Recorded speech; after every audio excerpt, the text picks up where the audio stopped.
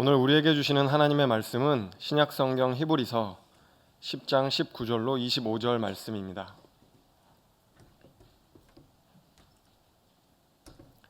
이제 하나님의 말씀을 봉독합니다.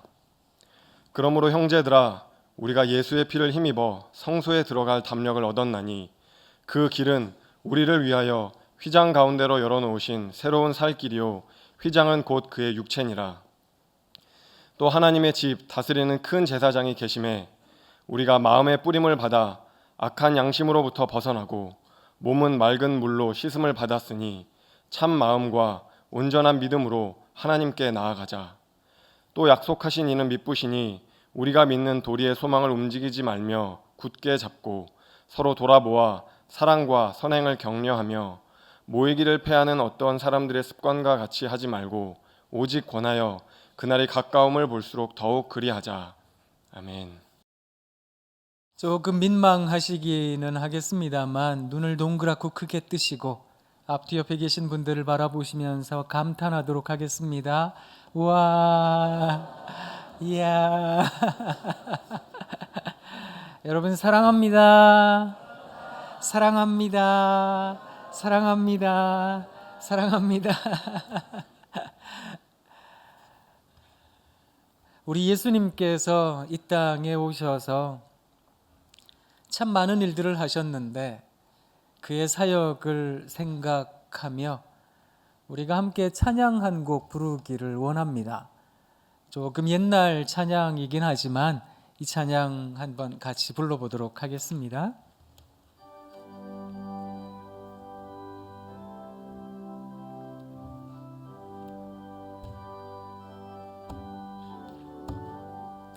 죄 많은 이 세상은 내 집안이네. 내 모든 보화는 저 하늘에 있네. 저 천국 문을 열고 나를 부르네. 나는 이 세상에 정들 수 없도다. 오 주님 같은 친구 없도다. 저 천국 없으면 난 어떻게 하나. 저 천국 문을 열고 나를 부르네. 나는 이 세상에 정들 수 없도다. 우리가 가끔 찬송을 부르다 보면 어떤 느낌이 드는가 하면 참 기쁘지요? 이 찬송도 가락이 참 기쁩니다. 그런데 슬픕니다. 찬송도 찬양도 부르다 보면 참 슬픈데 또 참 기쁩니다. 왜냐하면 찬양이 곡조 있는 기도라 복음을 담고 있어서 그런가 봅니다. 하나님의 말씀을 읽어보다 보면 우리 주님이 우리들에게 말씀하신 것들을 묵상하다 보면 참 기쁩니다. 그런데 슬픕니다. 참 슬픕니다. 그런데 참 기쁩니다. 그래서 슬픔과 기쁨이라는 것이 단지 어떤 양분되어 있는 개념이 아니라 이 복합적인 개념이 내게 모두 다 주어지는 것. 왜냐하면 복음이 은혜여서 그렇습니다. 우리 주님께서 이 땅을 어떻게 지내셨을까? 생각해 보면 딱 두 단어가 떠오릅니다. 첫 번째 단어는 간결함입니다. 두 번째 단어는 담백함입니다. 간결하다라는 말은 아주 간단하지만 어떤 짜임새가 있다라는 뜻입니다. 왜냐하면 결이라는 단어가 짜임새를 뜻하기 때문입니다. 눈에 보기에는 일견 아주 단순해 보이는데 그 안에 어떤 굉장히 깊이 있는 어떤 울림이 있다, 이런 느낌이 들기 때문에 간결이라는 말은 참 우리들에게 시사하는 바가 크다, 그런 생각을 합니다. 이 간결이라는 단어가 문학에서는 아포리즘이라는 단어로 사용이 되어집니다. 이 아포리즘이라는 단어의 뜻이 이렇습니다. 신조나 원리를 간결하게 표현하는 것, 또는 진리를 명쾌하고 기억하기 쉬운 말로 나타내는 것, 그게 아포리즘이라는 겁니다. 이 아포리즘이라고 하는 문학의 단어가 사업을 하시는 분들에 의해서 활용이 되어지면 그것을 우리가 광고 카피라고, 광고 문구다 이렇게 이야기를 하는데요. 그 외 사업하시는 분들이 가끔 그런 좋은 말들을 만들어내잖아요. 혹시 귀에 익숙한 아포리즘 기억나는 거 없으세요? 침대는 가구가 아니다. 과학이다. 뭐 이런 것들이 이제 상업하시는 분들의 어떤 아포리즘의 사용 용례입니다. 우리 예수님께서 이렇게 복음을 아주 간단 명료하게 이야기하실 때가 많으셨습니다. 그러시지요? 그래서 제자들에게 말씀하셨던 겁니다. 가이사의 것은 가이사에게, 하나님의 것은 하나님에게. 사람들이 가늠하다 붙잡혀온 여자를 돌로 치려고 했습니다.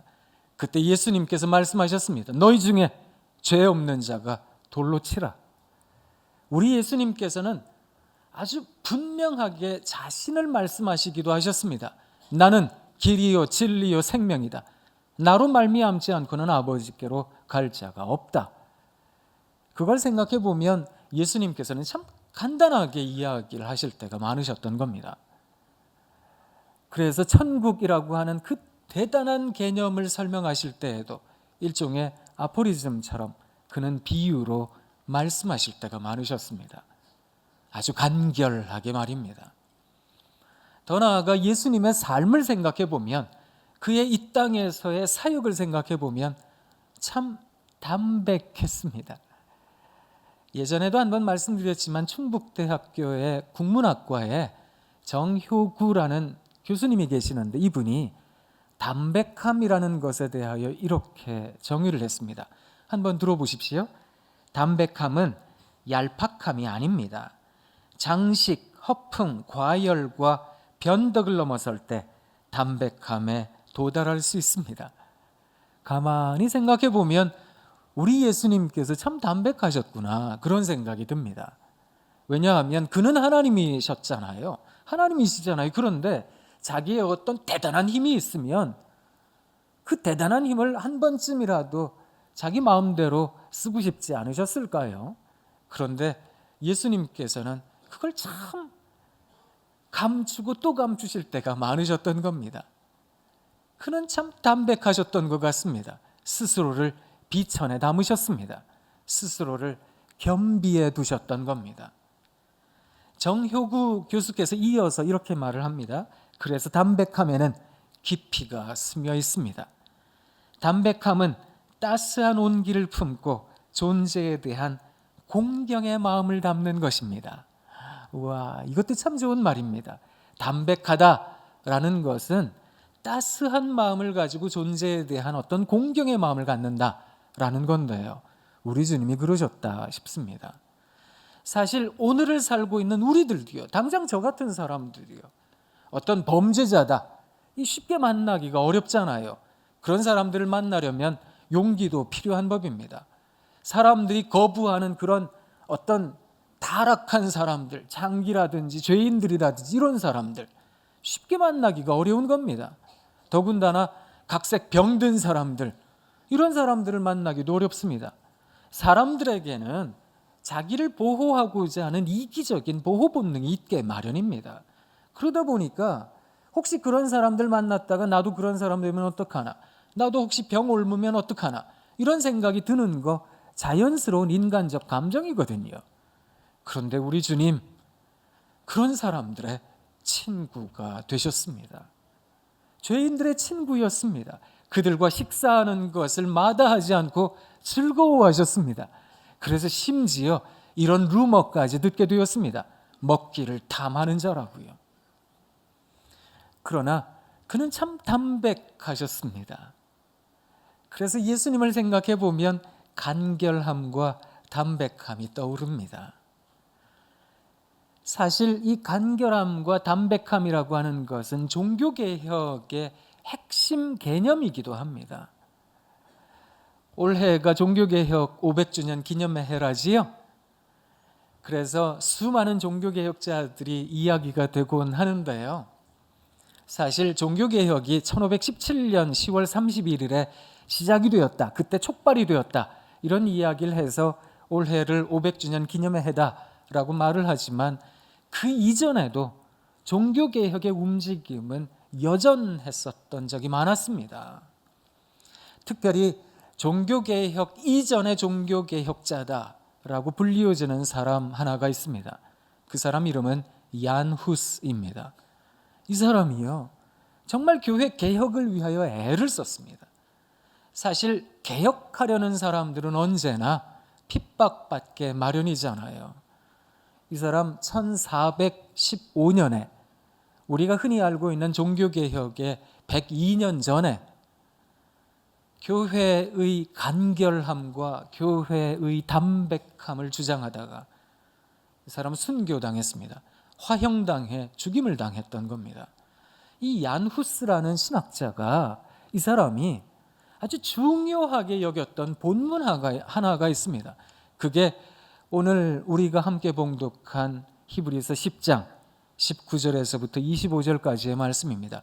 이 본문을 이 사람이 어떻게 표현했는가 하면 기독 신앙의 핵심을 아주 간결하게, 아주 담백하게 표현해주고 있다, 이렇게 말을 합니다. 오늘 우리가 함께 봉독한 이 말씀은 세 파트로 나누어서 생각할 수 있습니다.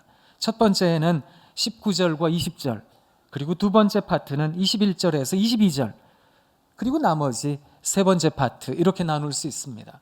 첫 번째 파트에서는 우리 주님께서 단번에 자신을 십자가 위에서 죽이심으로 우리가 하나님께로 나아갈 수 있는 아주 간결한 방식을 얻게 되었다는 겁니다. 그래서 오늘 우리가 예수의 이름만 이야기하면 우리 주님과 우리 하나님과 대화하듯 기도할 수 있는 길이 열렸다는 겁니다. 하나님과 직접 만날 수 있는 길, 누군가를 통해서도 아니고 어떤 절차와 규례와 법도 그런 것들을 통해서도 아니고 속죄제와 번제 이런 제물들을 통해서도 아니고 그저 예수 그리스도 십자가의 은혜로 바로 하나님께로 이를 수 있게 되었다. 그것을 첫 번째 파트가 말을 해주고 있다라는 겁니다. 제가 읽어드리겠습니다. 그러므로 형제들아, 우리가 예수의 피를 힘입어 성소에 들어갈 담력을 얻었나니 그 길은 우리를 위하여 휘장 가운데로 열어놓으신 새로운 살 길이요 휘장은 곧 그의 육체니라. 이 말씀이 참 간결하게 우리가 하나님을 만날 수 있는 방식에 대하여 증언하고 있다라는 겁니다. 근데 이 말씀을 좀 더 깊게 이해하시려면 그 전에 있던 말씀을 좀 읽어보실 필요가 있는데 조금 깁니다. 그렇지만 우리가 이 시간에 하나님 말씀을 한번 같이 읽어보도록 하겠습니다. 히브리서 10장 1절로 7절까지의 말씀입니다. 같이 한 목소리로 또박또박 읽어보도록 하겠습니다. 율법은 장차 올 좋은 일의 그림자일 뿐이요 참 형상이 아니므로 해마다 늘 드리는 같은 제사로는 나아오는 자들을 언제나 온전하게 할 수 없느니라. 그렇지 아니하면 섬기는 자들이 단번에 정결하게 되어 다시 죄를 깨닫는 일이 없으리니 어찌 제사 드리는 일을 그치지 아니하였으리요. 그러나 이 제사들에는 해마다 죄를 기억하게 하는 것이 있나니 이는 황소와 염소의 피가 능히 죄를 없이 하지 못함이라. 그러므로 주께서 세상에 임하실 때에 이르시되 하나님이 제사와 예물을 원하지 아니하시고 오직 나를 위하여 한 몸을 예비하셨도다. 번제와 속죄제는 기뻐하지 아니하시나니 이에 내가 말하기를 하나님이여 보시옵소서. 두루마리 책에 나를 가리켜 기록된 것과 같이 하나님의 뜻을 행하러 왔나이다 하셨느니라. 말씀이 말하고 있는 것은 아주 정확합니다. 우리가 하나님께 나아가는 것, 다른 말로 이야기를 하자면 우리가 하나님께 예배하는 것, 이 예배하는 것의 의미는 단지 어떤 속죄제나 번제, 그래서 황소를 드리고 염소를 드리고 예물을 드리고 어떤 복식을 갖추고 이런 것에 있는 것이 아니라 하나님의 뜻을 행하는 거라는 겁니다. 그러기 위해서 예수님께서 십자가 위에서 단번에 죽으심으로 그동안 여러 가지 번거로웠던 모든 절차와 규례, 법도 이런 것들을 다 허무셨다는 겁니다. 그리고 온전히 어떤 제사 지낼 때는 이렇게 하는 겁니다. 또 예배할 때는 이렇게 해야 됩니다. 그런 것이 중요한 게 아니라 우리로 하여금 그 예배의 참뜻, 하나님의 뜻을 행하는 것, 그것을 이루게 하기 위하여 우리 주님이 죽으셨다라는 겁니다. 근데 여기에서 한 가지 궁금한 게 있으실 거예요. 그렇다면 하나님의 뜻을 행해야 되겠는데 그 하나님의 뜻은 무엇일까? 그래서 신약 성경의 하나님의 뜻이라고 이야기되어지는 본문들을 한번 살펴보았습니다. 그 본문이 화면에 이제 나타날 텐데요. 그 본문은 이렇습니다. 제가 하나하나 읽지는 않겠습니다만 잘 기억해 두셔도 좋겠습니다. 그런데 성경이 말하는, 특히 신약 성경이 말하는 하나님의 뜻, 그 하나님의 뜻에는 두 가지 의미가 있습니다. 첫 번째가 무엇인가 하면 회개입니다. 하나님의 뜻에 대하여 우리가 마음의 그 뜻을 담는다라고 하는 것은 하나님께로 돌이킨다라는 뜻이라는 겁니다.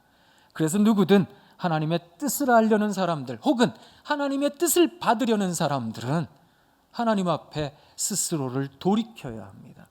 묵은 땅을 기경하듯 여러 가지 군더더기를 제거해야 됩니다. 그래서 하나님 앞에 나아가는 것, 회개라고 하는 것은 간결함, 그 간결함에 대한 고백인 겁니다. 그래서 우리 안에 있는 어떤 여러 가지, 이게 가만히 두면 고여서 썩게 되어 있거든요. 그래서 그건 너무 당연한 거 아니야, 이런 게 돼버리는 게 있거든요. 사람이라는 존재는 아무리 깊은 감격을 가져도 시간이 지나면 평범해지고 또 시간이 지나면 지겨워진다고 예전에도 한번 말씀드렸지요. 인간이라는 존재는 그렇다 싶습니다. 그러다 보니까 그 진의 본래 뜻은 다 사라져버리고 어떤 형식, 그런 것들만 남아서 그게 마치 우리를 지켜주는 듯. 그런데 그럴 때마다 하나님께로 우리를 돌이켜야 되겠습니다. 그것이 회개입니다. 두 번째, 하나님의 뜻과 연관되어진 아주 중요한 의미가 무엇인가 하면 주를 위하여 선을 행함으로 고난을 받는다라는 겁니다. 그래서 성경을 살펴보면 우리 주님을 위하여 어떤 선을 행합니다. 사실 선을 행한다는 것은 우리들의 성정, 우리들의 욕구를 거스르는 겁니다. 사실 나 위에 살고 싶고요, 나 좋자고 살고 싶은 게 우리네 인생의 마음 아니겠습니까? 그런데 누군가를 위하여 선을 행합니다. 우리 주님께 받은 그 풍성한 은혜를 누군가의 풍성한 삶을 위해 나눠줄 줄 압니다. 이런 건 쉬운 일이 아닙니다. 그런데 그걸 자발적으로 한번 해보려는 겁니다. 그리고 나서 종국에 고난까지 한번 받아보려는 겁니다. 그것이 하나님의 뜻이다, 그렇게 말을 하는 겁니다. 그래서 오늘 본문은 이 회개와 또 주를 위하여 선을 행함으로 고난을 받는 것, 이 두 가지가 본문에 나타납니다. 아까 제가 첫 번째 부분에서는 예배의 참뜻에 대하여 19절과 20절에서 말씀한다라고 말씀드렸지요. 21절과 22절은 회개에 대하여 말을 합니다. 제가 읽어드리도록 하겠습니다. 또 하나님의 집 다스리시는 큰 제사장이 계심에 우리가 마음의 뿌림을 받아, 여기에 마음의 뿌림을 받아라고 하는 개념이 교회에서 어떻게 해석을 했는가 하면 성만찬에 참여하는 것, 그래서 진정한 의미에서 예수 그리스도의 몸과 피에 참여하는 것, 이런 개념으로 이해를 하게 되었습니다. 그래서 악한 양심으로부터 벗어나고 몸은 맑은 물로 씻음을 받았으니, 이게 세례를 의미한다, 이렇게 얘기를 하기도 합니다. 참 마음과 온전한 믿음으로 하나님께 나아가자, 이 회개라는 겁니다. 사랑하는 성도 여러분, 우리가 이 땅을 살아가며 회개해야 됩니다. 난 아무것도 잘못한 거 없는데요, 아니요, 그래서 말씀드리는 것이 아니라 언제나 우리를 하나님 앞에 겸비하도록 이끄셔야 한다는 겁니다. 그래야 이 세상을 제대로 보실 수 있습니다. 이게 무슨 말인가 의아해 하실 필요가 없습니다. 우리가 늘 부르는 찬송 있잖아요. 만왕의 왕 내 주께서 왜 고초당했나, 이 벌레 같은 날 위해 그 보혈 흘렸네. 십자가 내가 처음 볼 때에 나의 맘의 큰 고통 사라져. 오늘 믿고서 내 눈 밝았이야. 참 내 기쁨 영원하도다. 눈이 밝아진다는 것은 회개에 이르지 못하면 이걸 경험할 수 없는 겁니다. 이 회개라고 하는 것은 단지 내 잘못에 대한 감각만이 아니라 십자가에 대한 은혜에 대하여 눈을 뜨는 것이기 때문에 그렇습니다. 그래서 십자가의 은혜를 가진 사람들은 언제나 스스로를 회개하게 할 줄 압니다. 그래서 하나님께 돌이키는 겁니다. 나 같은 인생 아무것도 아닌데, 벌레 같은 인생인데, 별것도 아닌 인생인데 하나님께서 나를 여기까지 도와주셨구나. 그 십자가의 은혜를 생각하니까 나라는 존재요, 뭐 세상적으로 이런 것도 이루셨습니까? 이만큼 버셨습니까? 이 정도 훌륭해지셨습니까? 그런 게 십자가의 은혜 앞에서는 아무것도 아니라고요. 그래서 하나님께 또 돌이키고 하나님, 제가 교만했었습니다. 하나님, 제가 하나님 앞에서 불의했습니다. 그렇게 또 돌이키고 또 돌이키는 것, 그래서 제가 죄인입니다, 그것을 고백하는 것, 그게 기독 신앙의 핵심이라는 겁니다. 그래서 날마다 회개하셔야 됩니다. 그게 우리 스스로를 간결함에 이르도록 하는 것입니다. 요사이 왜 사회적으로 미니멀리즘 뭐 이런 얘기를 하기도 하는데요, 작은 결혼식, 작은 이런 얘기를 많이 하는데, 사실 우리 그리스도인들이야말로 늘 회개함으로 간결한 삶을 살아야 되겠습니다. 그리고 두 번째요, 마지막 파트입니다. 제가 또 읽어드리도록 하겠습니다.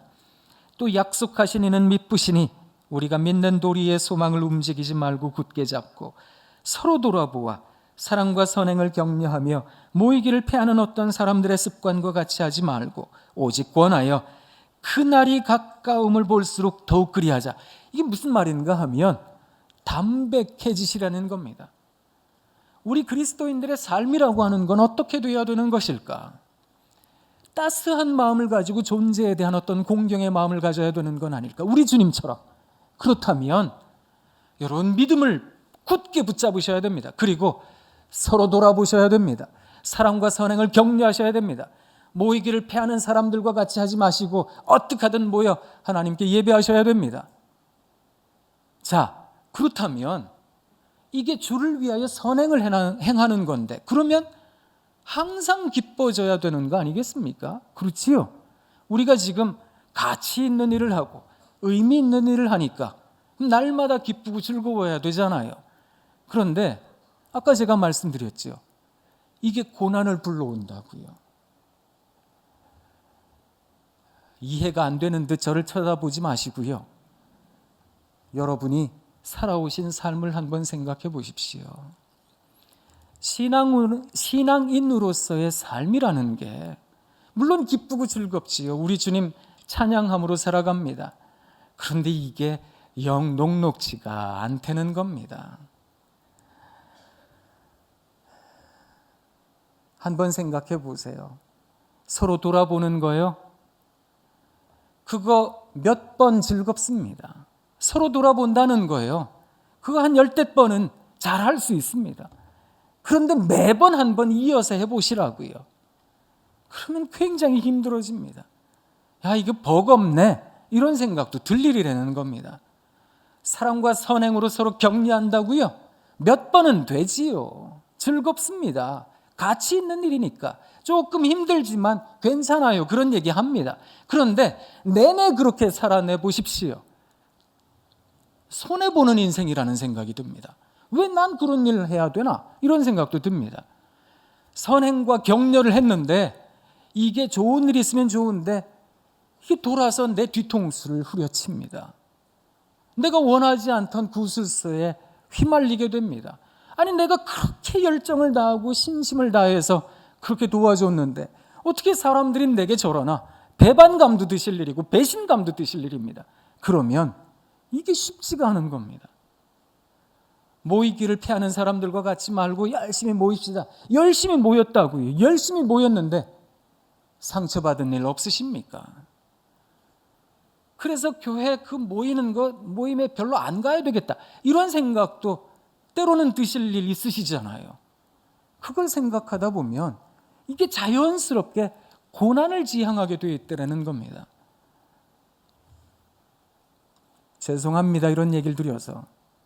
그런데 우리가 믿는 신앙의 여정이라고 하는 것이 이렇게 우리들에게 역설적으로 나타난다는 거 아십니까?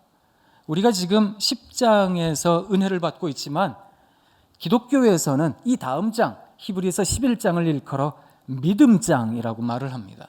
이 믿음장은 아주 우리들에게 굉장히 중요한 이야기들을 합니다. 여러분, 믿음이 없이는 하나님을 기쁘시게 못합니다. 하나님께 나아가는 자는 그를 믿는 자들에게 하나님께서 잘해주시는 거, 그건 믿어야 됩니다. 그리고 하나님께서 반드시 상 주실 거, 그건 믿어야 됩니다. 그래서 우리가 막 격려를 받습니다. 믿음으로 아브라함은, 믿음으로 이삭은, 신앙의 선배들의 이야기가 줄줄이 이어져 나옵니다. 그런데 그 한가운데 어떤 말씀이 있는지 아세요? 함께 보도록 하겠습니다. 히브리서 11장 13절에서부터 14절까지 말씀입니다. 제가 또 읽어드리도록 하겠습니다. 이 사람들은 다 믿음을 따라 죽었으며, 여기까지 좋으시죠? 그런데 약속을 받지 못하였으며, 이게 무슨 말인가 하면 우리 주님께서 오시겠다고 했거든요. 분명히 내가 너한테 이 땅에 있는 어떤 그 별보다 더 네 자손 많게 할 거다, 이런 약속도 성경에 나오잖아요. 그런데 그 약속을 받은 사람들이 별로 없다고요. 우리가 살아가는 인생에선 말입니다. 근데 믿음을 부여잡고 살아가다 보면 반드시 약속을 받을 거라고 생각했는데 이 약속을 못 받을 때도 많거든요. 그럴 때는 마음 무너지시죠? 그런데 성경은 이어서 이렇게 말을 합니다. 그것들을 멀리서 보고 오히려 환영했다고요. 또 땅에서는 외국인과 나그네임을 증언하였다고요. 그들이 이같이 말하는 것은 자기들이 본향 찾는 자임을 나타냄이라. 신앙인이 된다는 것은 우리 주님께서 우리들에게 하나님에 이르는 아주 간략하고 간결하고 담백한 길을 제시해 주셨던 겁니다. 예수 그리스도 십자가. 그렇다면 그 십자가의 뒤를 따라가는 사람들은 언제나 회개해야 합니다. 우리들의 삶을 간결하도록 그렇게 기경할 줄 알아야 됩니다. 그리고 우리들의 삶이 언제나 따스한 마음으로 누군가에 대한 공경의 마음을 품는 것, 그래서 서로 돌아보기도 하고 선행과 사랑으로 격려하기도 하고 서로 함께 모이기도 하고, 그러면 좋은 날 올 거라고 생각하시지 않아요? 그런데 그런 날 보는 사람들이 있을 수도 있겠지만 우리 가운데 상당수의 사람들은 그런 약속 못 받고 그냥 믿음만 지키고 세상 떠날 수 있습니다. 그럴 때 외쳐야 되는 말이 있습니다. 바로 예수 천당 불신 지옥입니다. 사실 기독교회의 아주 중요한 아포리즘 가운데 하나가, 이건 사실 초대교회부터 지금까지 이어져 온 아주 중요한 경구입니다. 그게 뭐냐 하면 예수 천당 불신 지옥입니다. 사실 오늘날의 시대에서는 이 분법을 참 싫어합니다. 그런 단순한 말이 어디에 있습니까? 또 거기다가 이런 식으로 막 전도하러 다니는 사람들이 많다 보니까 이것을 공격이라고, 찌르는 거라고 이야기하는 사람들도 많이 생겨났습니다. 그런데 사실 예수천당 불신지옥의 이 말의 의미가, 참 뜻이 어디에 있는가 하면, 사랑하는 성도 여러분, 예수님 믿고 예수님 의지하고 그렇게 성실하고 신실하게 살아가시잖아요. 그런데 내가 약속을 못 받은 사람처럼 느껴지는 거예요. 너무 힘든 거예요. 예수님 믿기가 어려운 거예요. 그럴 때 은혜로 고백하시는 겁니다. 나 같은 죄인이 불신의 늪에 있었을 때 지옥에 떨어질 수밖에 없었던 인생이었는데 하나님 믿고 저 천국을 바라보며 살아가는구나. 그게 너무 감사한 겁니다. 그래서 찬송을 부르는 거예요. 죄 많은 이 세상은 내 집안이네, 내 모든 보화는 저 하늘에 있네, 저 천국 문을 열고 나를 부르네, 나는 이 세상에 정들 수 없도다. 이 세상을 하찮게 여겨서 정들 수 없다는 게 아니고요, 이 세상을 미워해서 그렇다는 것도 아니고요, 이 세상 더 사랑하려고요. 이 세상 그래도 살아내면서 그래도 이렇게 선하고 착한 행실을 이어가려고요. 하나님의 뜻을 이어가려고요. 그래서 천국에 대한 소망을 갖는 겁니다. 하나님, 그 하늘나라가 내게 없다면 내가 왜 이런 일을 하겠습니까? 그 하늘나라에 대한 소망이 나를 지금 착한 행실을 하게 하는 겁니다. 그래서 그 고백을 하는 겁니다. 예수 천당이라고요. 불신지옥이라고요. 나 같은 인생, 그런 지옥에 떨어질 인생이 하나님 믿고 하나님 나라에 대한 소망 갖고 삽니다. 우와, 하나님 감사합니다. 이야, 하나님 고맙습니다. 그렇게 세상을 사랑하고 격려하기 위해서요. 서로 돌아보기도 하고요. 또 함께 모여서 이런 구슬수에도 오르고 저런 험한 말도 듣고 하지만 또 한 번 더 살아내려고요. 그래서 이 땅에 대하여 어떤 내가 이만큼 했습니다, 이런 거 얘기하고 싶지가 않고요. 이런 거 세웠습니다, 이게 아니고요.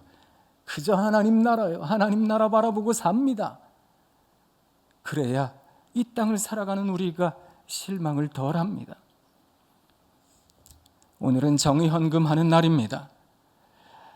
우리 교회가 2기 사역을 시작하면서 정의헌금 시작했으니 벌써 2년 차가 된 겁니다.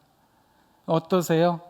정의헌금 하시면서 그 선한 행실에 대하여 사람들이 욕하지는 않으시던지요? 그 백날 정의헌금 해봐라, 그거 좋은 일 생기나? 그 뭐 하는 짓이냐고 그게. 그래, 네 팔뚝 굵다. 여기서 팔뚝이라는 순화된 말을 쓰긴 했지만 우리가 이걸 배설물에다가 얘기를 할 때가 많잖아요. 또 그래, 너 잘났다. 그래, 높은 뜻 교회 댕긴다며? 높은 뜻? 그래, 뭐 많이 세웠냐, 높은 뜻? 그래서 뭐 어쩌라고? 뭐 분립한다며? 그렇게 분립하다가 산산조각 날걸? 그런 얘기도 들으실 일입니다. 개혁교회는 언제나 개혁되어야 한다. 개혁신앙을 가진 사람들은 언제나 핍박받게 마련입니다. 예수 그리스도께서 우리들에게 가르쳐 주셨던 간결함, 담백함, 그거 이어가다 보면 사람들이 여러분 욕할 겁니다. 뭐 어쩌라고 그래서 그런 얘기도 할 겁니다. 그럴 때 천국에 대한 소망을 잊지 마십시오. 하나님께서 여러분 잘해 주실 겁니다. 일본에 아주 정직하고 좋은 사람이 살았답니다. 그 사람 이름이 백은이었습니다. 일본 말로 하자면 학구인입니다. 이 사람이 아주 정직하고 신실한 사람이었는데 건넌 마을에 어떤 처자가 느닷없이 배가 불러왔답니다. 아기를 낳았답니다. 그 아버지가 도대체 이게 누구시냐 이래가지고 막 그 처자를 얼마나 막 혼을 냈던지, 그 처자가 당장의 어려움에서 벗어나고 보자 싶어가지고 학구인 백은이라는 사람의 이름을 대게 됩니다. 화가 머리끝까지 치밀어 오른 이 아버지가 그 태어난 아기를 들쳐업고 그리고 안고 동네 사람들 다 데리고 이 처자를 데리고 그 학구인을 찾아갔습니다. 당신이 낳은 애니까 당신이 기르라고 그 애를 던져준 겁니다. 사람들에게 얘기를 해가지고 조롱거리가 되게 하였습니다. 그때 이 일본 사람이었던 백은이라는 사람이 뭐라 그랬는지 아세요? 아, 소데스까? 아, 그렇습니까? 그러더니 아기를 받아들고요, 이 아기를 데리고 이 마을 저 마을 다니면서 젖동량을 다녔답니다. 그 모습을 옆에서 지켜보던 그 아기 엄마요, 몇 달 동안 그걸 보고 있자니 마음이 굉장히 괴로워지는 겁니다. 사실 이 몇 달이라는 시간은 그 사람에게 얼마나 억울한 일이었을까. 그 백은이라는 사람에게요. 이 아기 엄마가 마음에 큰 죄책감이 드니까 이걸 풀어야 되겠다, 사실을 밝혀야 되겠다 싶어가지고 아버지에게 가서 사실은 그 사람의 아이가 아니라 우리 집 옆에 있는 그 총각의 아기라고 이실직고하게 되었습니다. 근데 이 아버지 또 대단하죠. 온 동네 사람들을 다 데리고 또 갔습니다. 가가지고 그 사람 앞에 앉아가지고 무릎 꿇고 100배 사죄를 한 겁니다. 그리고 아기를 돌려받았습니다. 그때 이 백은이라는 사람이 뭐라 그랬는지 아세요? 아, 소데스까? 아, 그렇습니까? 그러고 또 줬다는 겁니다. 야, 이건 정말 대단한 일이지요. 우리는 살아가며 누군가의 평가, 이게 참 중요할 때가 많습니다. 내 명예에 먹칠을 당했네, 이런 생각이 들면 이게 잠도 잘 오지 않는 게 사람 아니겠습니까? 그런데 그리스도인으로 살아가기로 작정했던 겁니다. 그것도 개혁신앙을 갖고 살아가기로 했던 겁니다. 개혁교회는 언제나 개혁되어야 한다. 내 삶도 언제나 개혁되어야 한다. 그런 개념을 갖고 세상을 살아갑니다. 하나님 앞에 회개하며 살아갑니다. 날마다 나의 군더더기를 없애는 삶을 살아갑니다. 그리고 서로 돌아봅니다. 이 사람도 돌아보고 저 사람도 돌아봅니다. 사랑과 선행으로 사람을 만납니다. 욕도 먹기는 하지만 함께 모여서 열심히 주의 봉사합니다. 그러다가 욕 먹게 될 겁니다. 그러면 세상이 싫어하는 거거든요. 세상 싫어하는 일 하다 보면 너만 잘났냐? 너 혼자만 그렇게 깨끗하냐? 이런 얘기 듣다 보면 여러분 의도치 않게 덫에 걸렸구나, 함정에 빠졌네, 그런 날도 있을 겁니다. 그럴 때 가슴으로 되뇌셔야 됩니다. 예수 천당이라고. 예수 천당이라고. 죄 많은 이 세상은 내 집 아니네. 내 모든 보화는 저 하늘에 있네. 그거 고백하셔야 됩니다. 그래서 이 찬송은 기쁜 찬송인데 슬픈 찬송입니다. 슬픈 찬송인데 기쁜 찬송입니다. 그래서 예수 천당 불신 지옥은 단순한 이분법이 아닌 겁니다. 그 안에는 은혜가 담겨 있습니다. 그래서 마음으로 언제나 고백하시며 살아내시는 여러분 되시기 바랍니다. 여러분 사랑합니다. 사랑합니다. 사랑합니다. 이런 얘기했다가 저도 무지하게 구설수에도 많이 오르고 있지만 좀 더 사랑하겠습니다. 기도하겠습니다. 하나님,